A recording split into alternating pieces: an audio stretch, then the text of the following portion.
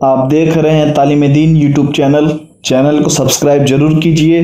اور bell icon کو ضرور دبائیے تاکہ آنے والی نئی ویڈیو کی نوٹیفیکیشن آپ کو صحیح سمے پر مل جائے۔ ذکر خدا اور امام احمد رضا، مصنف مولانا تطہیر احمد رضوی بریلوی، حصہ 11۔ بسم اللہ الرحمن الرحیم۔ کبیر داس کا ایک غلط شعر۔ کچھ لوگ کہتے ہیں کہ پیر کا حق اللہ تعالیٰ سے زیادہ ہے اور پہلے پیر ہے بعد میں خدا، اور اس کی توضیح یہ کرتے ہیں کہ خدا کو بھی ہم نے پیر سے جانا، اگر پیر نہ بتاتا تو ہم خدا کو کیسے جانتے؟ اور اس کے ثبوت کے لیے کبیر داس کا یہ دوہا پڑھتے ہیں: گرو گووند دونوں کھڑے، کاکے لاگو پائے، بلیہاری گرو آپ نے گووند دیو بتائے۔ بھائیوں، اس میں کوئی شک نہیں کہ حضرت انبیاء و اولیاء، پیر اور بزرگوں کے بتانے سے ہم نے صحیح معنی میں اللہ تعالیٰ کو جانا اور اس کی عبادت کے طور طریقے ہم نے سیکھے، لیکن اس میں بھی کوئی شبہ نہیں کہ پیر و بزرگوں کو پیدا تو اللہ تعالیٰ ہی نے کیا، انہیں بنایا اور انہیں سکھایا ہے، اور پھر یہ منصب اور مرتبہ عطا فرمایا ہے کہ وہ دوسروں کو سکھائیں، علم پھیلائے اور انہیں توحید کا راستہ بتائیں۔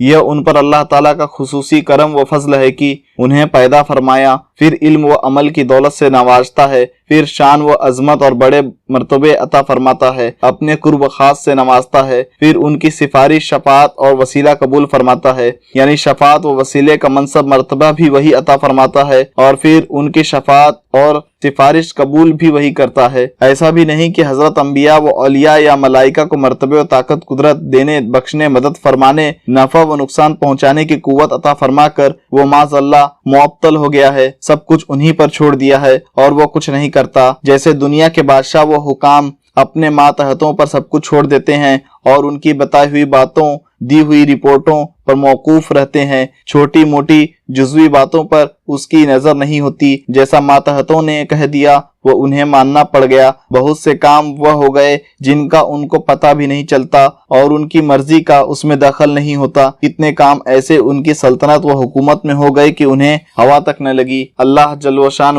اس سے جدا ہے، ساری کائنات اور سب موجودات میں جو کچھ ہوا ہوتا ہے یا ہوگا، ہر شخص، ہر شے کا ہر قول و فعل و حرکت، ہر کلی و جزوی، ہر چھوٹی بڑی بات اس کی مرضی سے ہے، اس کے علم میں ہے، وہ کبھی کسی سے غافل نہیں، وہ افعال ہو یا اعمال، اقوال ہو یا حرکات، سب کا خالق و مالک، عالم و فاعل، جاعل و مؤثر، سب پر قادر، حقیقت میں وہی ہے۔ نبوت، ولایت، حکومت، بادشاہت، طاقت و قوت، جاہ و سلطنت، مال و دولت، تصرفات و اختیارات، بندوں کو عطا فرمانے کے بعد بھی اس کی مرضی کے بغیر کچھ نہیں ہو سکتا اور اس سے کچھ چھپ نہیں سکتا، اور نہ کوئی اس سے کچھ چھپا کر کسی کو کچھ دے سکتا ہے۔ اگر کوئی یہ عقیدہ رکھے کہ بندوں کو اختیارات عطا فرمانے کے بعد وہ معاذ اللہ معطل ہو گیا ہے، اب کچھ نہیں کرتا، ایسا کہنا کفر ہے اور کہنے والا مسلمان نہیں ہے، بلکہ دینے، عطا فرمانے اور بخشنے کے بعد بھی اس کے پاس سے کبھی کچھ جاتا نہیں۔ حقیقی مالک وہی ہے۔ خود اللہ تعالیٰ ارشاد فرماتا ہے: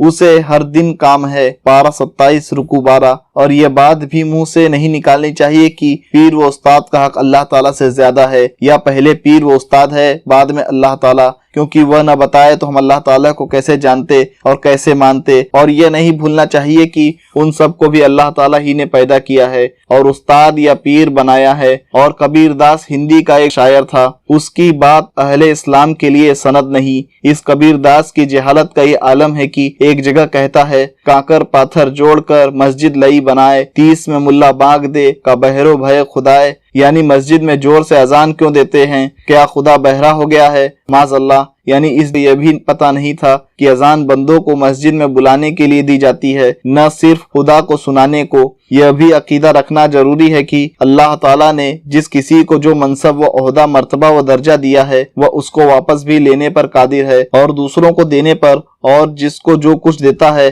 اپنے کرم، فضل و احسان سے دیتا ہے۔ اگر کسی اچھے قول و فعل کا بدلہ ہے تو وہ بھی احسان و کرم اور فضل کا نتیجہ ہے، کسی کا اس پر کوئی قرض، دباؤ یا احسان نہیں، البتہ ایسا مرتبہ جو دوسرے کے لیے ممکن ہی نہ ہو، یا اس کو واپس لینے میں اس کی ذات پر وعدہ خلافی کا، غلط بیانی کا دھبا آتا ہو، تو اللہ کی شان اس سے پاک ہے کہ وہ وعدے کا خلاف کرے۔ قرآن کریم میں ہے: تم کہو اے اللہ سارے ملک کے مالک، جس کو چاہتا ہے اپنی بادشاہت عطا فرماتا ہے اور جس سے چاہتا ہے بادشاہت چھین لیتا ہے، جس کو چاہتا ہے عزت دیتا ہے اور جس کو چاہتا ہے ذلت دیتا ہے، ساری بھلائی تیرے ہاتھ ہے، تو جو چاہے وہ کرتا ہے، پارہ 3 رکوع 11۔ اور اللہ تعالیٰ پر ایمان اور اس کی وحدانیت کا عقیدہ رکھنا تو ان لوگوں پر بھی ضروری ہے جن تک دعوت نبوت اور تبلیغ رسالت نہ پہنچی ہو، خواہ وہ زمانے اسلام سے پہلے والے ہوں جن کے لیے موحد ایک اللہ کا عقیدہ رکھنا ضروری اور کافی تھا، یا ابتداء اسلام میں کسی پہاڑ کی اجنبی چوٹی یا سمندر کے ٹاپو وغیرہ کسی ایسی غیر مانوس و نامعلوم جگہ میں رہتے ہوں کہ جہاں تک احکام شرع پہنچے ہی نہیں، اور ان کے لیے علم دین سیکھنا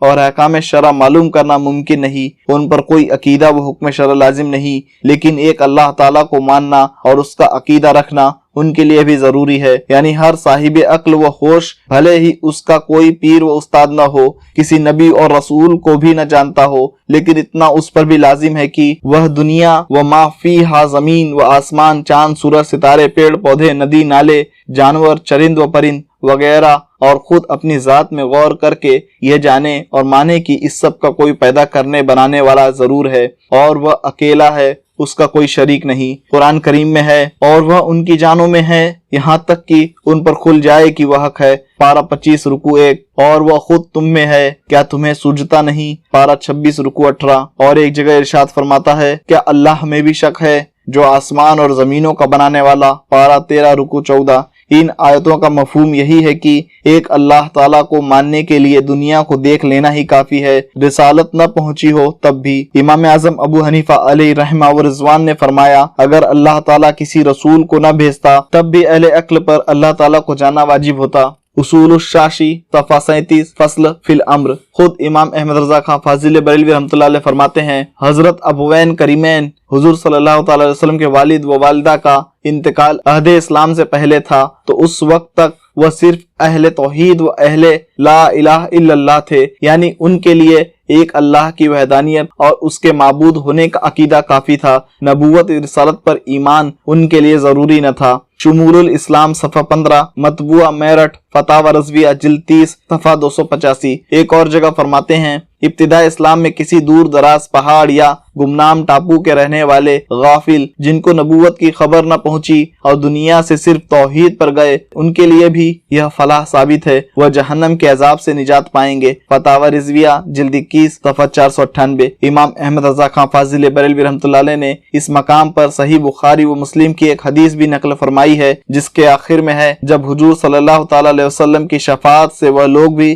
جہنم سے نکل کر جنت میں کر دیے جائیں گے جن کے دل میں رائی کے دانے کے برابر ایمان ہے، اور شفاعت مکمل ہو چکی ہوگی، تو حضور صلی اللہ تعالی علیہ وسلم کے عرض کرنے پر اللہ تعالیٰ ان لوگوں کو بھی اپنے کرم سے جنت میں داخل فرمائے گا جو صرف اہل توحید تھے، کسی رسول و نبی کی رسالت و نبوت پر ایمان لانے کا انہیں موقع نہیں ملا، صرف عقل جتنے ایمان کے لیے کافی تھی، یعنی توحید ایک اللہ کو ماننا، اتنا ہی ایمان رکھتے تھے۔ فتاوی رضویہ جلد 21 صفحہ 498۔ ہاں، اللہ جل شانہ اور اس کی ذات و صفات کا بقدر ضرورت و امکان تفصیلی علم کا حصول، شریعت و طریقت، حقیقت و معرفت، سلوک و تصوف، قرب خداوندی و ولایت کی منزل طے کرنے اور مراتب تک پہنچنا بغیر انبیاء کرام کی اتباع و اطاعت کے ناممکن ہے، اور پیر و بزرگ بھی پیغمبروں کے بتائے اور سکھائے ہوئے علوم انہی کی رہنمائی میں شاگردی اور مریدوں کو پہنچاتے ہیں، لہٰذا ان کا احسان ماننا، خدا کو ان کا غلام جاننا ہر امتی مرید شاگرد کے لیے ضروری ہے۔ حدیث پاک میں فرمایا ہے، جو انسانوں کا شکر گزار نہ ہوا اس نے اللہ تعالیٰ کا شکر ادا نہ کیا۔ ترمذی باب الشکر لمن احسان الیک جلد 2 صفحہ 17۔ خاص کر سید الانبیاء صلی اللہ تعالی علیہ وسلم کی مخلوق میں کوئی بھی ان کے احسان سے بری نہیں، وہ ہر عالم کے لیے رحمت ہے، ان کی غلامی ہی خدا کی بندگی، ان کی اطاعت ہی خدا کی عبادت۔ لیکن یہ نہیں کہنا چاہیے کہ پیر کہا خدا سے زیادہ ہے، یا پہلے پیر ہے بعد میں خدا، کیونکہ پیر نہ بتاتا تو ہم خدا کو کیسے جانتے، یا مجھ کو خدا و رسول سے کیا مطلب، میں انہیں نہیں جانتا، میرے لیے تو پیر ہی سب کچھ ہے۔ یہ سب گمراہوں کی بولیاں ہیں، خدا تعالیٰ ہر مسلمان کو ان کے شر سے بچائے، آمین۔ اللہ تعالیٰ سے دعا ہے میرے بولنے میں جو کچھ لغزشیں اور خطائیں ہوئیں اسے معاف فرمائے، ہم تمام امت مسلمہ اور مسلمین کو سننے سے زیادہ اس پر عمل کرنے کی توفیق عطا فرمائے، اور دین حق پر عمل کرنے کی توفیق اور رفیق عطا فرمائے، آمین۔